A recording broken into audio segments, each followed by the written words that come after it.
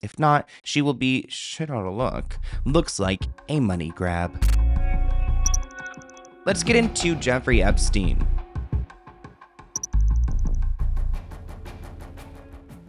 Now, President Donald Trump is not in a good place right now. He is trying to find any distraction from the Epstein files. I mean, no matter which side you're on, literally you could acknowledge that this man does not want to talk about Epstein, which is wild because, I keep up with the Epstein stuff. And when he was running, I remember him saying, like, don't we want to release all the files? Like, what happened to all the files being released? So Epstein has this birthday book that his pal Ghislaine Maxwell put together that includes letters from a bunch of rich and famous people. One of the pages going viral is a letter featuring an image of Jeffrey Epstein, two men, and a woman holding an oversized check. It looks like it's from Trump, and it's worth $22,000. But it's just one of the sleazy birthday messages in the 238-page leather-bound book put together by Epstein's longtime girlfriend, Ghislaine Maxwell. Her contribution? This topless photo. There are pages and pages of photographs of Epstein with young women, many half naked. Now, one of the letters I've seen pop up on my feed is from Donald to Jeffrey. Now, it's a weird letter. I keep seeing it everywhere, and it's in the shape of a woman, and it includes like a voiceover with some like dialect between Donald Trump and Jeffrey. I'm assuming it's like just made up, but I've never seen a birthday card written like this. It is, look at the body too. Like, what kind of body is that? The creepiest thing in this book is Donald Trump's drawing of what looks to be a 13 or 14-year-old girl, where Donald Trump mentions that Jeffrey Epstein's his pal, they have a lot of things in common, and he hopes they continue to share secrets together. And if I'm to believe Donald Trump and MAGA, that drawing is fake, but this letter from Bill Clinton in the book to Jeffrey Epstein is real. What does it say? It's some pablum that compliments Jeffrey on his childlike curiosity and his desire to make a difference. Yeah, Jeffrey Epstein really did make a difference. A horrible difference. The book also contained pictures of Jeffrey Epstein shirtless, Jeffrey Epstein embracing women, which appears to be a redacted photo of him and Ghislaine Maxwell laughing in a pool. And I don't know if she's wearing anything or what, but there's plenty of photos of women in bikinis partying it up with Jeffrey Epstein. This cartoon is particularly chilling, given what we now know. Above the caption, "What a great country," it appears to show Epstein giving balloons and lollipops to young girls and then receiving a nude massage from them years later. There are many other photos and notes in the scrapbook featuring nudity or references to sexual encounters from some 50 childhood friends and later high-profile figures. All of the men insist they knew nothing of Epstein's crimes. The book, compiled in 2003, years before Epstein was investigated and charged, still doesn't reveal how Epstein made his fortune or how he became so close to influential figures in politics and business. Let's get into Taylor Swift, Justin Baldoni, and Blake Lively. I just know Taylor Swift does not like this section of the Let's Get Into It podcast because she wants nothing to do with Justin and Blake, but she's being dragged into it. Now, Taylor's team is denying that she has to go and be deposed for this lawsuit, but there are court documents that confirms that Taylor's set to give a deposition between the 20th and 25th of October, which is annoying because she's got her new album coming out in the beginning of October, so she's gonna have to cross promo, then go to court. Taylor got dragged into the lawsuit whenever Blake referred to her as one of her dragons in text message to Justin Baldoni. There have also been moments where Blake claims that Taylor was part of helping cast people who were in the movie. There were also moments where she admits that she was part of helping select the music, including Taylor's own music. So I like Taylor Swift. I'm a fan of Taylor Swift over here, but I do think that she's trying to, of course, walk back her involvement.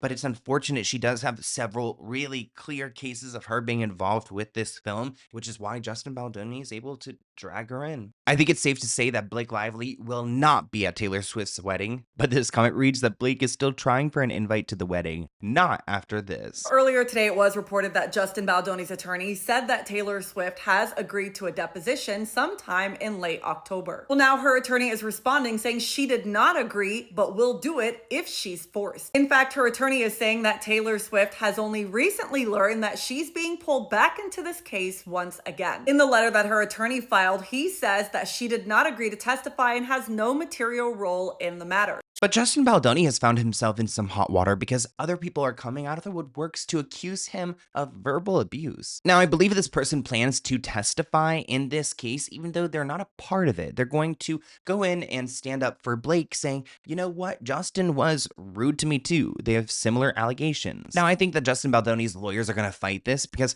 if they're not directly involved in this case, it doesn't really make sense to have them there. It's like, okay, well, you could pull anyone from anyone's past and find someone who does not like them. But the new accuser claims that Justin was not permitted on set during the majority of production as a result of their experiences together. Blake is also adding on that she wants Justin Baldoni to pay for her attorney fees, which is going to be so expensive. Like, I feel like it's going to be hundreds of thousands at least. This comment reads that this is Blake Lively's team trying to make it sound like there's another victim. It's very sleazy and disgusting. All the online lawyers are talking about this. And you know what? I do think that that is a low blow. If you don't have enough in your own case, then why do you have to go and drag someone else into this? And it's probably someone who it just doesn't like Justin Baldoni, who's excited to go and try to drag him down. Just because Justin may have had a bad experience with someone else doesn't mean that it's relevant. I mean, unless he committed some crime, I totally get it. Like a Diddy case, you bring up like other people who have been essayed and stuff like that, I get it.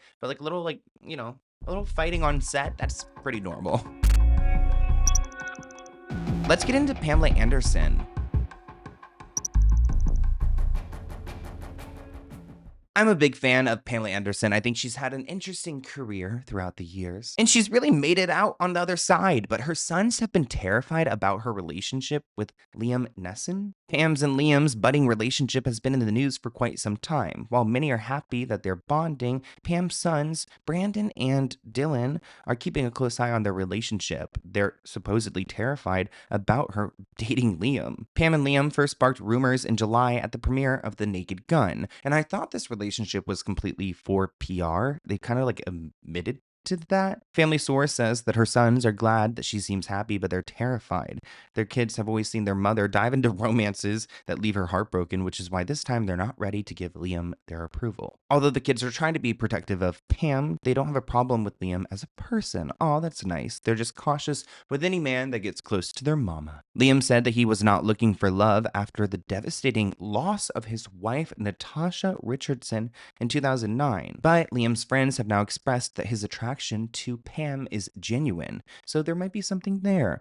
Oh, that's so sad that he lost his wife back in 2009, and they say it's a devastating loss. Let's go ahead and see, like, how did she die? Oh, how did Natasha Richardson die in 2009? Oh, not tragic death. Oh my gosh, traumatic brain injury. Traumatic brain injury after skiing in Quebec. Oh my god, a hematoma. Falling and hitting her head on a beginner's ski slope. Initially seemed fine, but declined medical attention. Oh, 2 days later, she passed away. Oh my gosh. I hope you rest in peace. Oh gosh, this got depressing. Now, I don't think that Pam's kids need to be too worried because I'm pretty sure this relationship was all for PR for The Naked Gun.